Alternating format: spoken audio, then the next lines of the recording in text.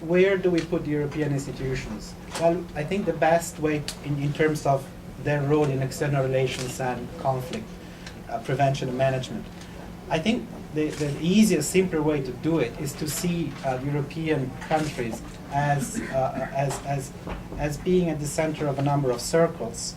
This is a very Eurocentric perspective, but that's what happens when you sit in Brussels for over 14 years. So, and when you are in Brussels, the fantastic thing is that everybody thinks that that's the center of the universe. You don't need to step much further away to realize it isn't, but that's the way European institutions talk to the world. And that's the lesson I'm learning here in the UN, that discourse doesn't really win you any friends.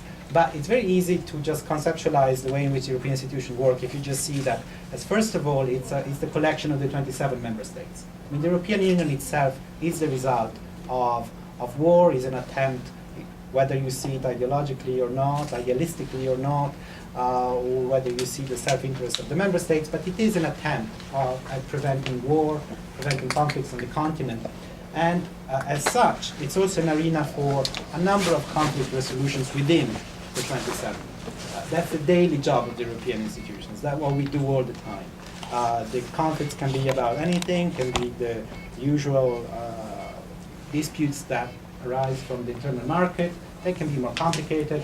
We have endless examples, and that's, I think, the biggest area of preoccupation, I think, of the daily, as I say, of the day job of the institutions. Then you have the enlargement process, and from the very beginning, the two went together. The European institutions, from the very beginning, as soon as they started going with the six, they also started talking about enlarging or not. And as you know, the history of enlargement, we have had over the years a number of countries joining and the nature of the institution developing at the same time. We now have what I think is the most interesting phase of this development, with the negotiations ongoing with Turkey and with the Western Balkans, and looking at the next few years, this will be, I think, one of the major political dynamics as well, reflecting within the European Union. We then have the focus that the European institutions have put recently on the neighborhood. We have a lot of talk about the neighborhood policy. We have a lot of rhetoric about the neighborhood policy. We now start to see the definition of the French idea for a Mediterranean Union that was launched last year officially, and that obviously is already in trouble. And we have the new ideas for an Eastern Partnership that goes further east and covers a number of countries.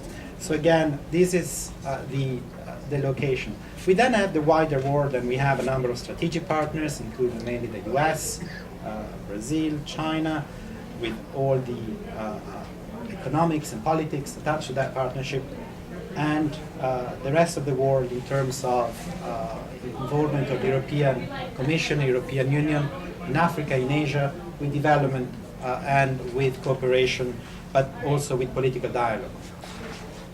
And we go to the main presentation I want to give you tonight. What does the European Union does in crisis management and conflict prevention? I will say a few words on the what, on the how, and then at the end I will try to say something about the why. Why is the European Commission, the European Union doing this at all? Why do we need the European Union to do it? Wasn't it enough to have the United Nations, other organizations, bilateral donors, and bilateral programs?